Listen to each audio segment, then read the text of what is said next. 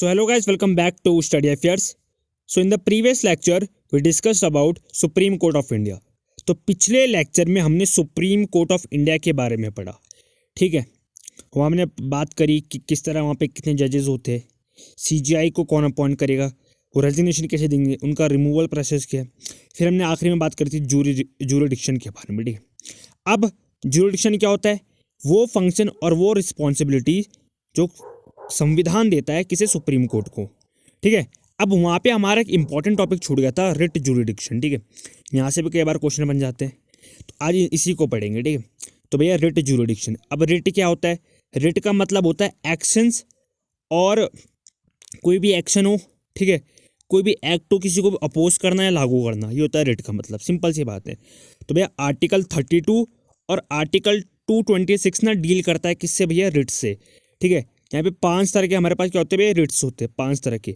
हाँ, उससे पहले एक इंपॉर्टेंट बात, रिट सिर्फ सुप्रीम कोर्ट के लिए नहीं होता, रिट सुप्रीम कोर्ट के लिए भी होता है और हाई कोर्ट के लिए भी होता है, ठीक है। इंपॉर्टेंट रखना, याद रखना, जो रिट्स होते हैं, रिट जूरिडिक्शन, ये 5 तरह के, ये सुप्रीम कोर्ट के लिए भी है और हाई कोर्ट के लिए भी। अब ये 5 तरह की रिट्स क्या है, पहला है हेबियस कॉर्पस, दूसरा है मैंडामस, तीसरा है क्वा वारंटो, चौथा है सर्टिरारियो और 5वां है प्रोविजन, ठीक है। तो इन चीज़ों के बारे में हम डिटेल में पढ़ते हैं। अब पहला है हमारे पास हेबियस कॉर्पस, ठीक है। A writ of habeas corpus is used to bring a prisoner or other individual or public authority before the court to determine if the person imprisonment or detention is lawful. इसका मतलब यह है कि court यानी कि Supreme Court और High Court, ठीक है, क्योंकि इन्हीं के पास रिट्स पावर है करंटली भारत में, ठीक है।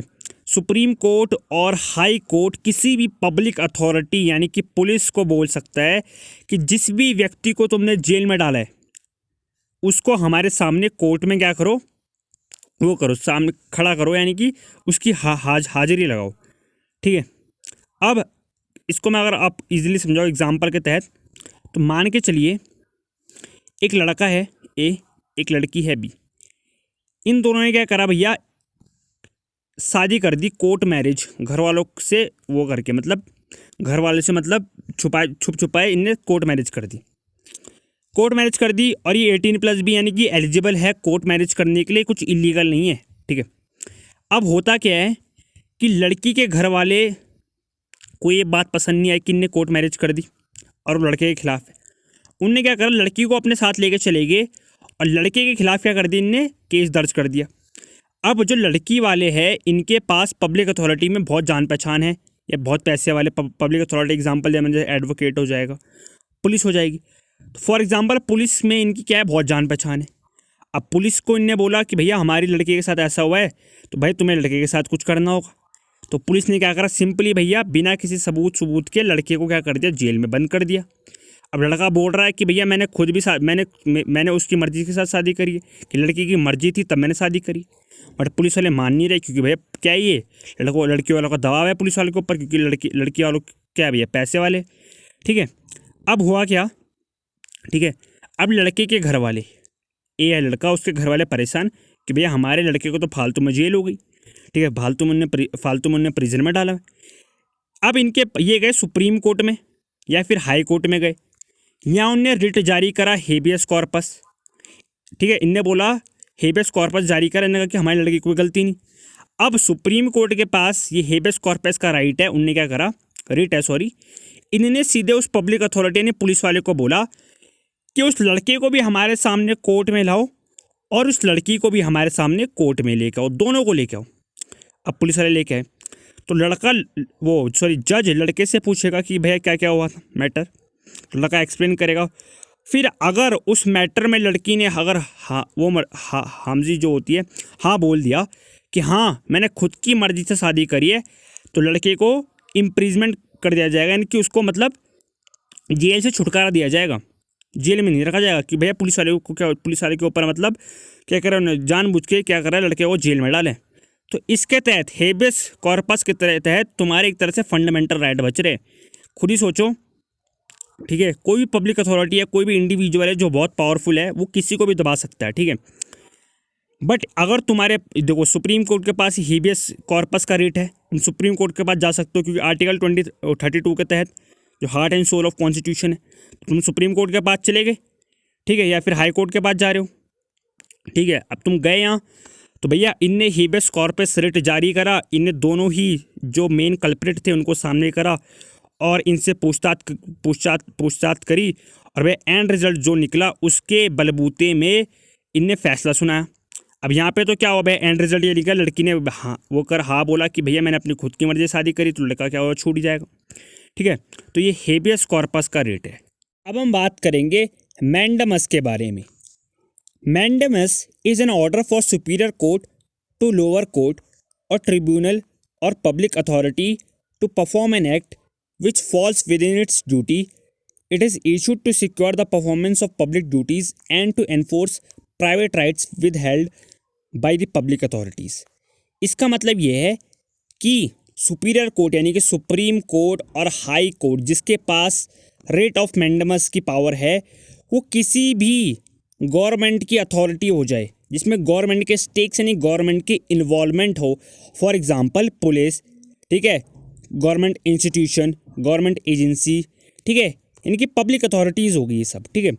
तो यार इनमें क्या गवर्नमेंट की क्या इन्वॉल्वमेंट है, तो इस रिट के थ्रू ये इन्हें क्या कह सकते कि जो तुम्हारी ड्यूटी है उन्हें तुम निभाओ, जो तुम्हारा फ़र्ज़ है उन्हें पूरा निभाओ, ठीक है।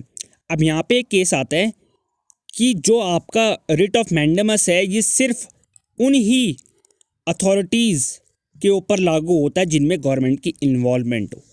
कोई भी प्राइवेट अथॉरिटी हो, कोई भी प्राइवेट इंडिविजुअल हो जिसमें गवर्नमेंट की सिंगल इन्वॉल्वमेंट नहीं है, तो उसमें ये रिट ऑफ मैंडेमस लागू नहीं होता। फॉर एग्जांपल जियो एक ऐसी कंपनी है जिसमें मतलब इसमें गवर्नमेंट के एक भी स्टेक्स नहीं है करंटली, तो इसमें मैंडेमस का जो आपका ये है क्या बोलते रेट है वो जारी नहीं होता।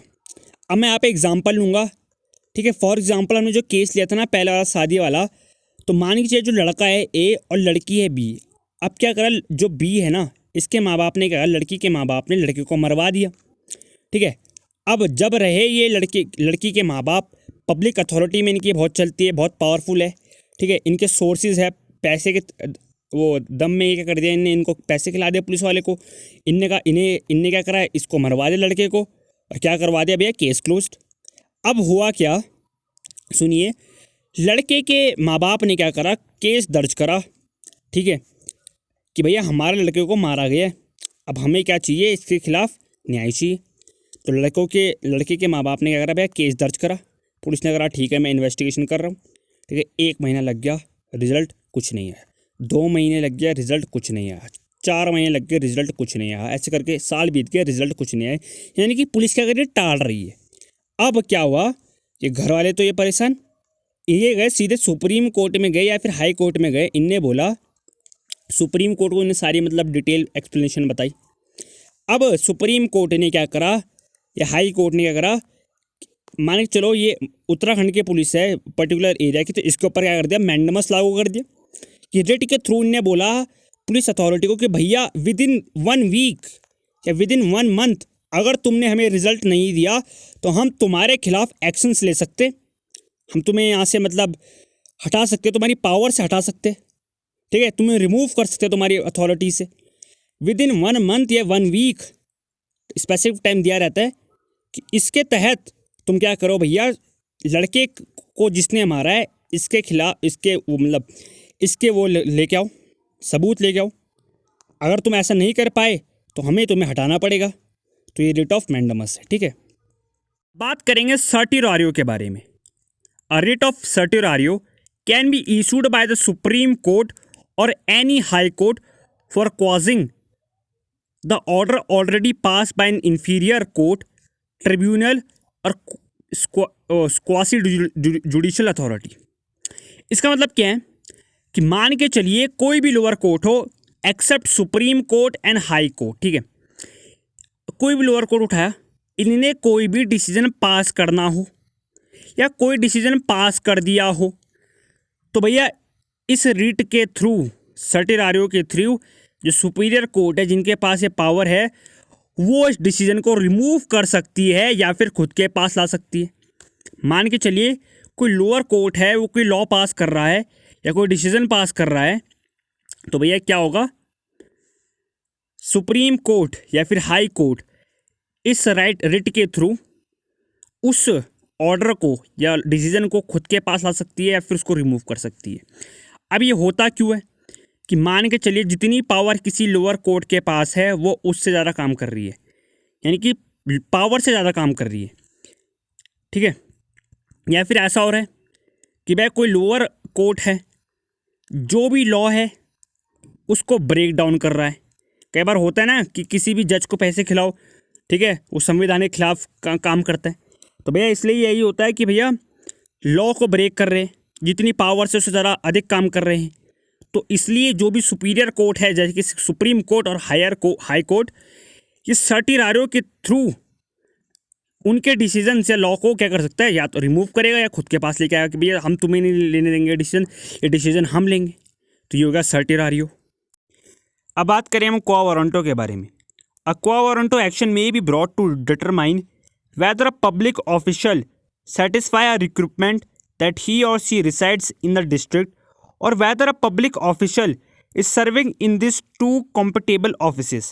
इसका मतलब ये है कि मान के चलिए मैंने किसी व्यक्ति को किसी भी पब्लिक ऑफिस का हेड बना दिया। मान के चलिए कोई पब्लिक ऑफिस है, कोई व्यक्ति है ए, मैंने इसको इसका हेड बना दिया, मान के चलिए चेयरमैन बना दिया।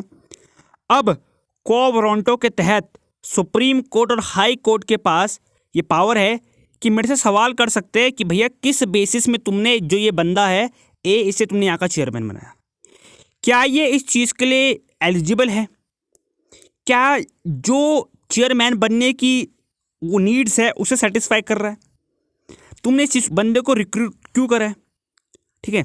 तो क्वा वारंटो के तहत सुप्रीम कोर्ट के पास और हाई कोर्ट के पास ये पावर है कि किसी भी पब्लिक अथॉरिटी या पब्लिक ऑफिशियल से ये सवाल कर सकता है कि भैया जहाँ तुम अभी हो, ठीक है, जिस पोजीशन में तुम हो, जो मतलब तुम्हारे पास अभी करंटली पावर्स हो या जिस पोजीशन में तुम हो, किस बेसिस में तुम्हें वहाँ तक पहुँचाया गया है, ठीक है।